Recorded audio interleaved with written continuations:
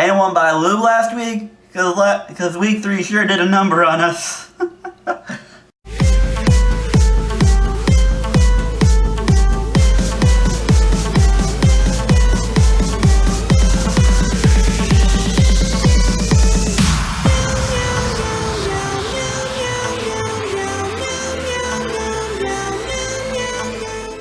I need to get a new intro. This is getting way too long. Hello everybody, welcome to week 4 of the NFL predictions. I am your host, Cody, and wow. Week 3. Yeah. No bueno. But the fact that I went 8-8, you take some wins, you take some L's. But speaking of which, if you're not following, Hatbox and Geo, they're doing straight up things that I'm partaking in both of them. One of them I'm tied for second in, and the other one I don't remember what I am, but I'm in top 5. So the fact that I went 8-8 last week and I can still be top 5 in both of those tells you how bad of a number week 3 did on us. And also, speaking of which, there's some guy out there in the universe who went 14-2 last week. He got the Pittsburgh game wrong, and then he got another one. I don't remember, but he predicted Jacksonville. He predicted the Jets beating the Dolphins. Actually, I think that might be the one he got wrong. I don't remember. He predicted the Redskins beating the Raiders. Madness. I don't believe him. But anywho, 8-8 this week. Let's get into the game, shall we? Alright. Week 1, probably my favorite games that happen every year, but, some like to push it off because neither team has been relevant really the last couple of years. Anywho, when the Pittsburgh Steelers headed to the Baltimore Ravens. Anyone who knows me, yes, the Ravens are my favorite team. So I will always root for them.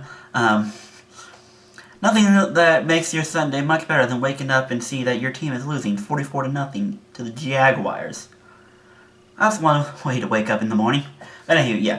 Pittsburgh's heading to Baltimore. Both of them coming off losses of games where they should have won, considering they were the better team. Have your opinion. Chicago is not a good team. Jacksonville is not a good team. And Baltimore and Pittsburgh are. Have your opinion on Flacco. I think he's worthy of at least a top half of the QBs. I'll lose any top 10 argument, but I can argue him being at least 16. Nonetheless, anywho, yes, both of them coming off difficult losses. It's going to be another one of those power matches. Pittsburgh offense, Baltimore's defense. Been pretty much like that for the last couple of years. But nonetheless, now, in most scenarios, people would predict Pittsburgh to win because, yes, Pittsburgh is the better team. But in Baltimore's case, if anyone's been keeping track, Baltimore has done a hell of a lot better against the Steelers when they're playing in Baltimore. Which is why I wish they would put those primetime games in instead of us going to Pittsburgh on primetime. But I can't win any arguments these days. But nonetheless, if anyone remembers, back in 2015, when everyone was freaking injured, Ryan Mallett, Buck Allen, and Kamar Aiken were beating the Steelers in Baltimore. But hey, don't look at me. I'm just a bystander. But yeah, it'll be a close game. It might be low scoring. I wouldn't expect both teams to score more than 2 touchdowns or 3 touchdowns apiece, especially if Flacco's going to play as poorly as he did last week. But nonetheless, we shall see. Close game in Baltimore. Alright, second game we're going to look at, another divisional game for divisional sakes, when the Tennessee Titans head to Houston. Now this is a game people should be excited about. 2 teams with young QBs coming in, trying to take charge. Houston has relatively on the division for the last couple of years, despite below average quarterback play. Now they have Deshaun Watson, who is a rookie, coming in and taking the league by storm. As of now, the play against the Bengals where he ran for that touchdown, that's as of now my favorite play of the year. I'll mark that down personally. And then he put up a really good fight against the Patriots. Now, I guess the Patriots defense has been looking bad as of late. I can see that, but he was that close to beating Tom Brady and the Patriots in Foxborough. Now you got the Titans. Titans are an upcoming team. They're doing everything they can to win the division for the first time in a long while. So I'm expecting a good game. Slugfest, 2 young QBs. Defenses who are not half bad. I mean, Houston's got a good defense. That front 7, scary. And, yeah, it's a close fight. Divisional. One of these two is winning the division. That's just how it is. One of these two is winning it. A lot of people circled Houston, a lot of people circled Tennessee. We'll see how it breaks down. And then finally, another divisional game for divisional sake. We have the Oakland Raiders going to Denver.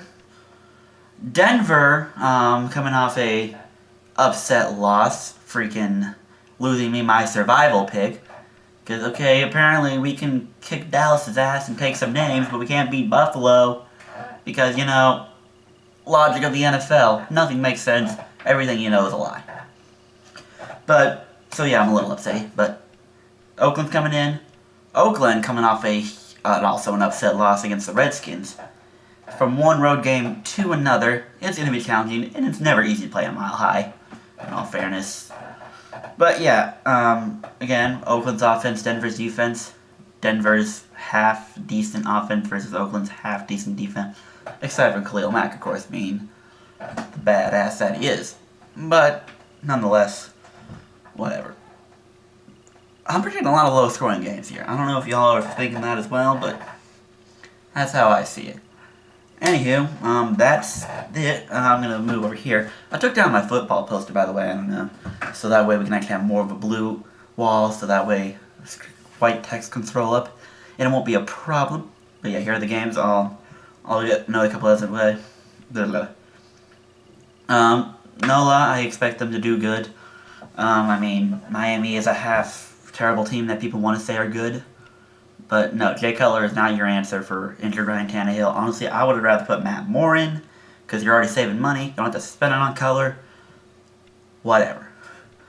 Good rematch of Super Bowl 38. I don't know, I get my numbers confused. I'm expecting a good game. New England will probably kick some butt and take some names. Whatever. A good old, another NFC North rivalry. I'm going to book Marty bold prediction right now. That being that 3 NFC North teams will make the playoffs. Obviously, you should know who I'm talking about. That's an early bold prediction. Do I think that's going to happen? No. By the time this all ends out, probably be 2 NFC East teams. Maybe South. Maybe, I don't know. Chances are doubtful. Green Bay tends to ruin everyone's fun. But Minnesota and Detroit will make things interesting. And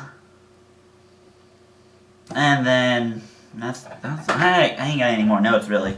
I mean, I could talk about how about the Giants and Chargers. I'm predicting to go 0-4. Bengals and Browns game's a pain. You don't know what to predict. But I'm going to stick with a team that's actually won some games in the last couple of years. I put faith in Cleveland last time. Bad decision on my part. I can't trust him for the next couple of weeks, since he at least gave up half the fight in Green Bay. Heck, he even picked 6 Aaron Rodgers. Who does that these days? You don't see that happening. But anywho, that's that. Fantasy-wise, I can't catch a break. I'm suffering from my bench is outperforming my starters, so I'm 0-3 in both leagues now, and the frustration is driving me insane. I can tell y'all I've done fantasy since 2014. I've never started 0-3. Never started 0-3. So this is frustrating as it is, but I'm hoping to bounce back. We got some good matchups, good chances. I'm hoping Week 4 does it for me. I really need Week 4 to help me here. I'm going up against Sean, I believe, in the Friends League, and he's been kicking butt. I think he's 3-0. I don't want to literally look at my phone, but yeah, it's a pain. It is not easy, and I really wish I don't want to blame players, because, you know, they're just doing what they can to win their game. They don't care about their stats. Or at least most NFL players claim they don't care about their stats. They just want to win games. Which I wouldn't blame them. I'd rather be the worst player on the best team than the best player on the worst team. That's my opinion. But, whatever. My battery's gonna die. That's all for me. Thank you all for watching. I shall see you all in Week 5. Deuces.